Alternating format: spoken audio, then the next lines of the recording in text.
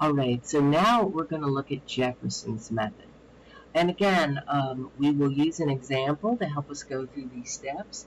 But the nice thing about Jefferson's method is that we will see the first steps of Jefferson's method look just like Hamilton's method. Alright, so I'm going to use that same example we used for Hamilton's method. And remember, in Hamilton's method, here's that example of the college offering math, English, chemistry, and biology, and having 15 tutors to apportion between those 4 subject areas. And we have the populations. Now, remember, with Hamilton's method, we first found our divisor by adding up the population, which was 795, and dividing by the tutors of 15 to get a divisor of 53.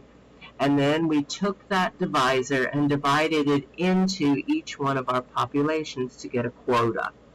And then our initial allocation, we just sort of dropped off the decimal, or we can think of it as rounded down, and we got 6, 5, 2, and 1.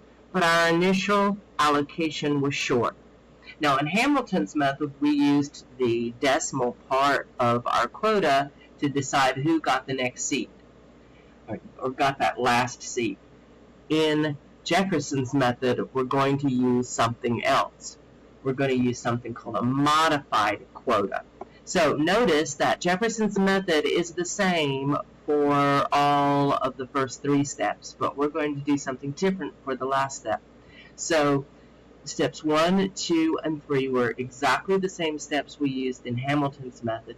Step 4 is where things are going to change. We are going to find something called a modified divisor. Now, this is very important, and you might want to kind of have this down in your notes. If we need to allocate more seats, or in this case, more tutors, we will lower our divisor to get the modified divisor. Okay, so if we need more seats, we're going to have a lower divisor. Alright, so our divisor was 53. We're going to lower it. In fact, we will often put it right here. Our new divisor, I'll call it D. My new divisor, if I'm going to lower it from 53, I'm going to try 45.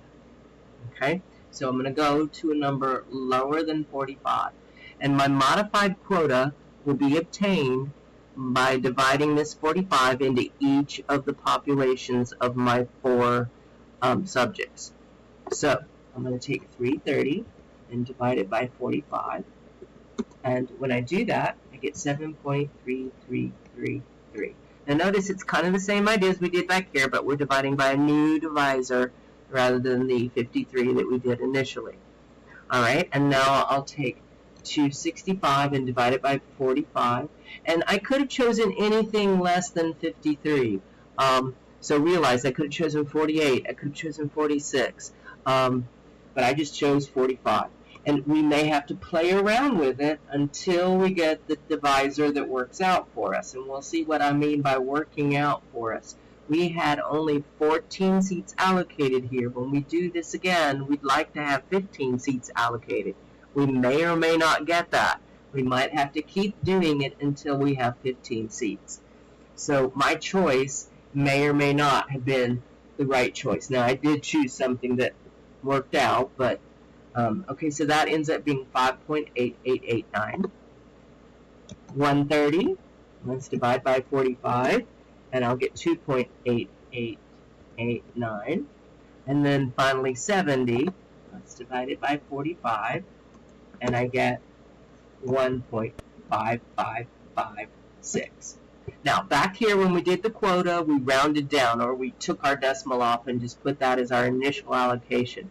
We're going to do the same thing here. So if I take the decimal off, this is just a 7 that we allocate to math. If I take the decimal off, this is a 5. If I take the decimal off, this is a 2. And if I take the decimal off here, this is a 1. And if we add them all up, I don't know why I have a 1 right there. If we add them all up, that's 12, 14, 15. We have managed to allocate all 15. Now let's notice that this is different than Hamilton's method, because when I did Hamilton's method, it was,